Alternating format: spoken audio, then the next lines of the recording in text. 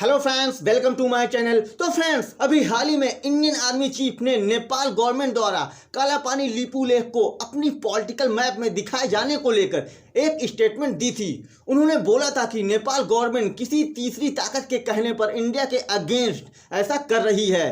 Army chief का इशारा China की तरफ था। Army chief general Mukund Naravane को रिप्लाई करते हुए नेपाल के डिफेंस मिनिस्टर ईश्वर पोखरियाल ने बोला कि इंडियन आर्मी चीफ का काला पानी डिस्प्यूट पर दिया गया बयान नेपाल गोरखास की सेंटिमेंट्स, उनकी भावनाओं को हर्ट करने वाला है, जिन्होंने बहुत ही लंबे समय से इंडिया को अपनी सर्विस दी है और काफ़ी लंबे समय से इंडिया के लिए सैक्रिफाइस करता आ रहा है। आपकी जानकारी के लिए बता दूं कि at the time of independence in 1947 Britain, Nepal, India, इन तीनों देशों के बीच ट्राइपार्टाइट एग्रीमेंट साइन की गई थी। तब से नेपाल की गोरखा रेजिमेंट्स इंडियन आर्मी में सर्विस दे रही है। इन्हें पूरी तरह से इंडियन आर्मी की तरह सैलरी, पेंशन्स, वो सारी सुविधाएं दी जाती हैं जिस तरह इंडियन आर्मी को मिलती है। करेंटली 39 बटालियंस और 7 गोरखा रेजिमेंट्स इंडियन आर्मी में सर्विस दे रही हैं। लगभग 32,000 गोरखाज इंडियन आर्मी में हैं।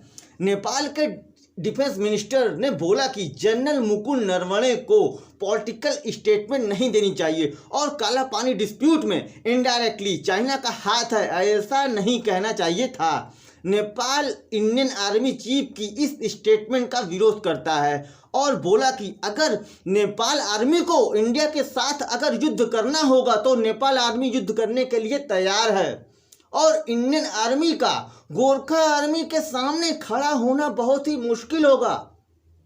आपको बता दूं कि नेपाल आर्मी में कुल 95,000 एक्टिव सोल्जर हैं और 50,000 रिजर्व सोल्जर्स हैं, जिनके दम पर नेपाल के डिफेंस मिनिस्टर इंडिया को धमकी दे रहे हैं।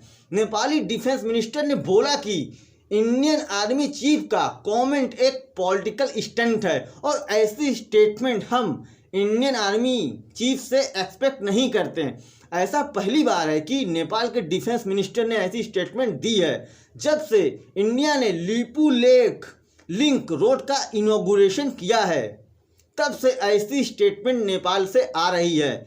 जनरल नरवणे ने बोला था कि लिंक रोड इंडिया ने अपनी इंडियन टेरिटरी में बनाई है और नेपाल को इसका विरोध नहीं करना चाहिए और हो सकता है कि नेपाल किसी तीसरी ताकत के कहने पर इंडिया का विरोध कर रहा है।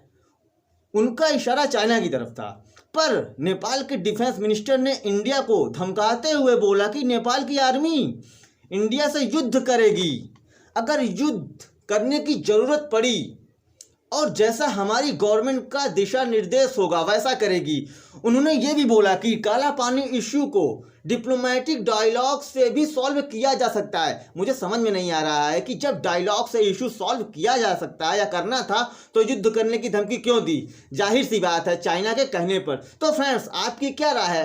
क्या इंडिया को नेपाल को इसका जवाब देना चाहिए? इसे कमेंट सेक्शन में जरूर बताएं। तो friends, this is the end of the video. Don't forget to like, share and subscribe. Thanks for watching.